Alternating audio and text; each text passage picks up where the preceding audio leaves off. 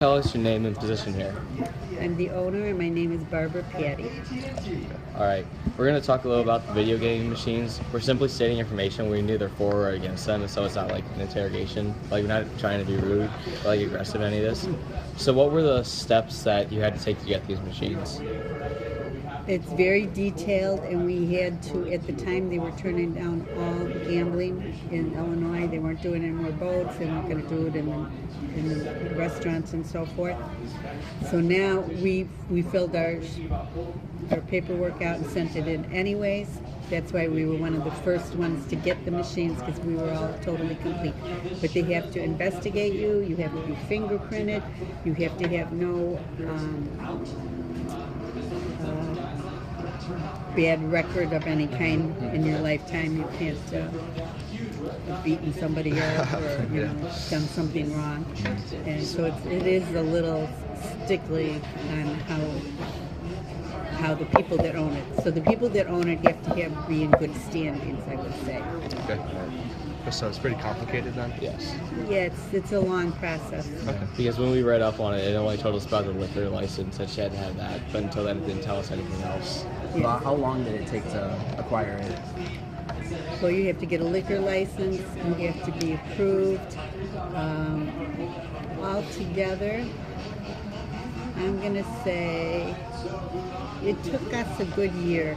A good year to get everything done, because then you have to make appointments with the sheriff's police to come in and have them installed, because they have to be guarded. They don't want any secrets let out, or it's got to be, everything is high tech, and they're very cautious with it. Were these machines expensive to get? You don't have to use real numbers. Yes. It could be yes or no. I don't pay for them. The liquor license board pays for them, the gaming board. We just build the rooms. And the room probably costs $10,000 to build, but we don't pay for anything except the electricity and the space to put the games in, and that's everybody. Do you believe that the small amount of machines inside the restaurant could cause such, like, because the psychologist said something about gambling addictions, could cause such like gambling addictions or such?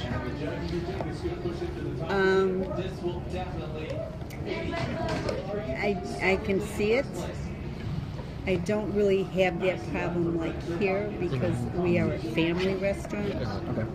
But we do have people who come in, they have gambling addictions. We see them 3-4 times a day. They come in and out all the time. Most of my clientele are like people who are taking grandma and grandpa out to dinner. It's a little something different for them to do. Or why they're waiting to pick up food. The other big clientele is women whose husbands have passed away. They don't have anything to do. They got a lot of money, and I wouldn't say they play high amounts, but they just come here and they play because they want to talk to everybody in the room. A lot of it is loneliness. Okay. And how long have you had these machines? 3 years now, 3 years? Okay. I think. I'm not sure on that one. Are these machines like beneficial, like revenue-wise and people-wise? Yes, absolutely. It brings in customers. It brings the gambling machines alone bring in a lot of money. So it's a big help. All right, that's really all of our major questions, unless these two have any other I ones. think we're all good. We touched up on everything pretty much. Thank you very much for doing this. No Thank you. problem. I hope you guys get a good grade.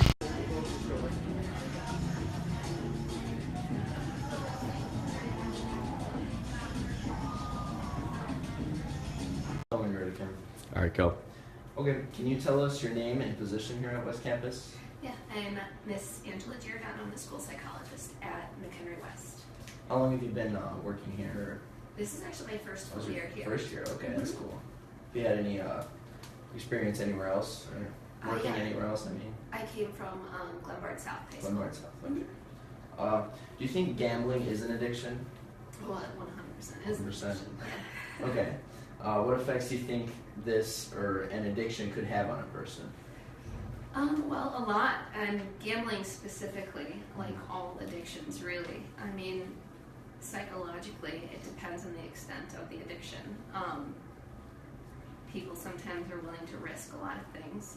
Family suffers, and sometimes people turn to violence or stealing. So it really depends on the level of addiction that a person is impacted, but it can run the gamut all the way up to being in jail, right? Yeah, that's true. That's a good point. How could these addictions impact family life and or social life? Well, one of the big things that any addiction has, especially gambling, is the impact on family. So usually it's a financial stress or financial burden. With any addiction, there's like a separation or withdrawal from relationships. So it's a pretty big precursor to divorce. It can also be a pretty big precursor to like child abandonment or leaving them to go fulfill your addiction needs. And then also with families, sometimes people lose their jobs, and so that adds to the financial hardship. Okay. Have you ever encountered a family or a person with an addiction? With addiction, yes. Not gambling, Not but with gambling. other addiction, yeah. Okay, do you think that these, so we're going to talk about gambling machines now. Do you think these machines could incite an addiction within someone? It's kind of self-explanatory, I guess. Yeah, well, it's a form of gambling, and whether it's through a machine or whether it's online or whether it's in person or whether it's a back room of someone's garage, it's a form of gambling which lends itself to the addiction itself. Okay, to what extent do you think that it can become like a serious problem if they start becoming more popular within restaurants? Well, the actual presence of gambling machines doesn't necessarily incite addiction. It really depends on the person themselves. So everyone's predisposed, or they have a higher chance of having things in their life, and some people are predisposed to addiction. They have an addictive personality.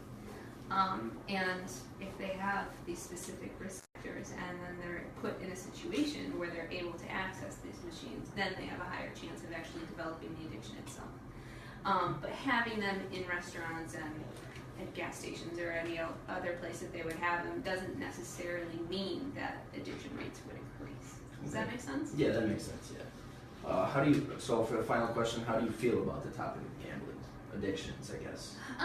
Well, I think like any other addiction, I think it needs to be addressed and there needs to be supports available. And I think if you've ever been into a place that has these machines, or well, actually you probably haven't, because a lot of them you have to be at least 18. But yeah, we've seen in numerous places around McHenry, because there's multiple places now that are starting to bring in the machines more and more, just spawning here, here, and here, Right. Well, a lot of them tend to actually put up signs for gambling support groups and stuff, and they've actually had a lot of success with gambling support groups.